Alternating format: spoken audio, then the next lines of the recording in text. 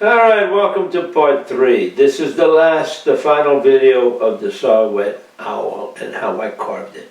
It's only about the carving, no painting, that's another whole discussion. And real quickly, for those of you interested in doing this, this is not a video of how to. This is just how I did it. You want to see really good instructions and help, go to YouTube. Type in wood carvers. The professionals have many good ones with step-by-step what they did, how they did it. I'm not showing you how I hold the tool, how I sharpen the knives, or all of that. That's not what this video is about. This is just a little bit of how I did it, the step-by-step, and a little bit of the procedure, so you might appreciate how this is done. This owl took me a good month to do. Right? So let's take a look at that first picture. And you see I'm getting more details in here, right?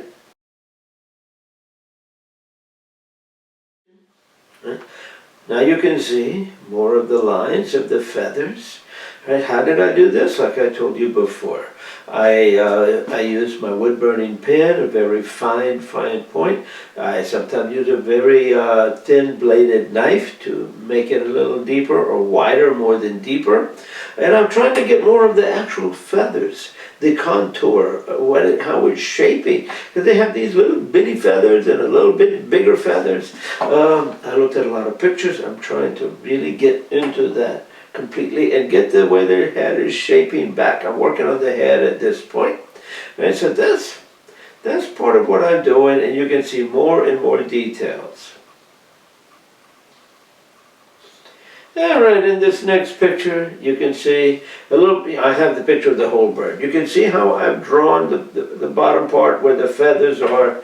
All right, it's not as detailed. You may have noticed in a previous picture, I have some really, a lot of details in there of each feather. Now they're gone. I didn't erase them. Well, not with an eraser. It was carving. I was beginning to start to shape this, and it was, of course, taken away where I drew with the pencil. I have to keep drawing. I will add more details later. All right, notice the head. All right, I've got more details. The beak. I'm going to call it where the brow comes up. It's getting deeper, and there's still the holes for the eyeball. I don't put the eyeballs in till later.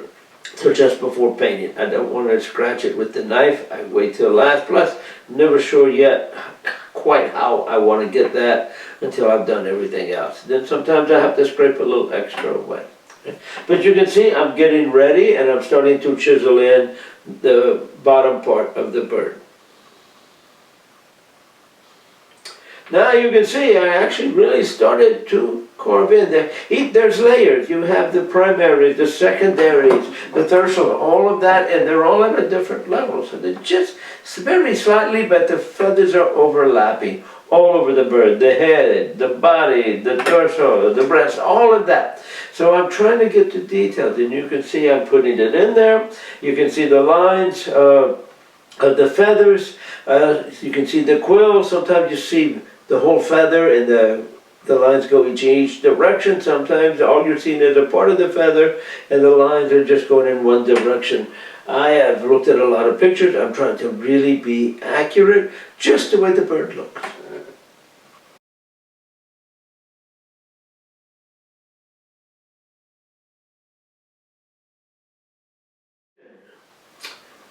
All right, in this picture, you may think you're seeing the side of the bird, but it's actually the back. Remember, the head is turned sideways. And you can see where I've done more detailed work and where I have a little bit more to do.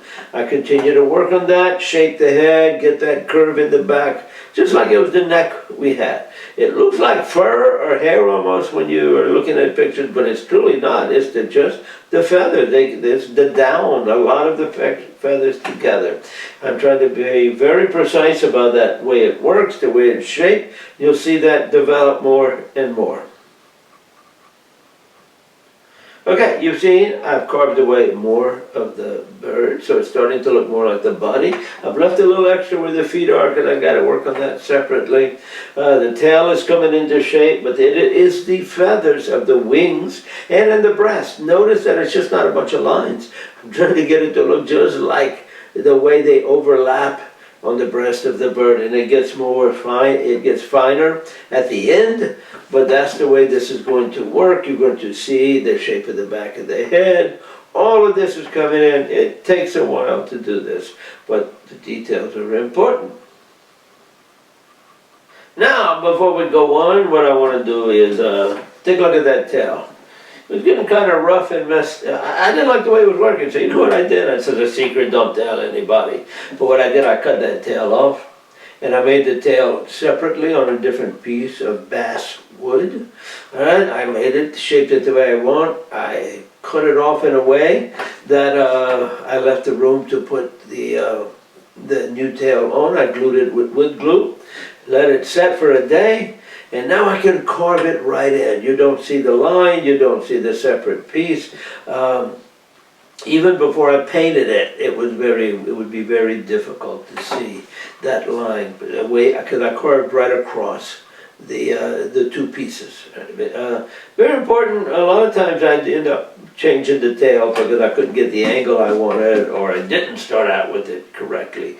It's one of the easier parts to me to fix by taking off and adding. But that's part of it. All of it is there in putting this bird together.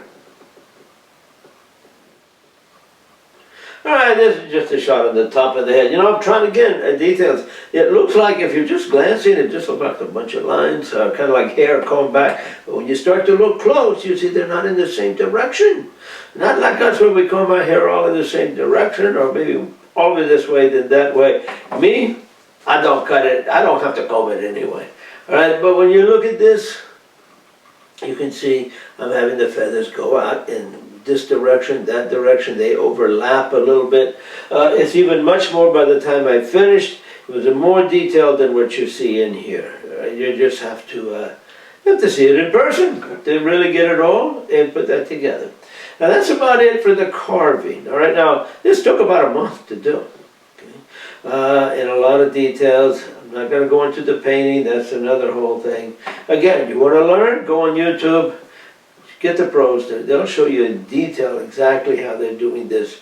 I'm not good at that at this point. I'm just showing you kind of a procedure to see how this flows, how this works. I hope you enjoyed it. I'm going to put all the pictures that you've seen on all three. They're going to come one after another here. And I'll put a little music under it. You can cut me off right now. It's not going to be any more talking. Just a pass of the pictures, a little entertainment with the music. It's going to take another couple of minutes to see all those pictures. Watch it if you want. But thank you. Take a look at the website. It's down here. Everything is on there, or everything up to date. I keep adding about every week. I like to add another piece. Sometimes it's wood burning, carving, or photos. I got a lot of really great photos coming up for you.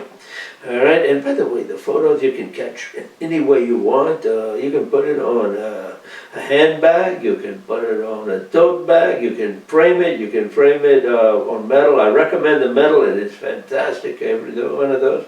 So, anyway, enough of the little commercial here. Enjoy, I hope you like the works. Check me out. And one more really quick thing. If you want to purchase any of the carvings, you need to contact me first. Right? It's not the shipping is not included. It is quite involved. Maybe you live close enough to me. I can meet you halfway or deliver it to you. Something. All right.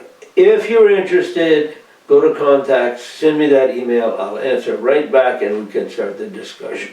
I can save it once you have gone that far, and you say you want it. I can save it for you. Thank you.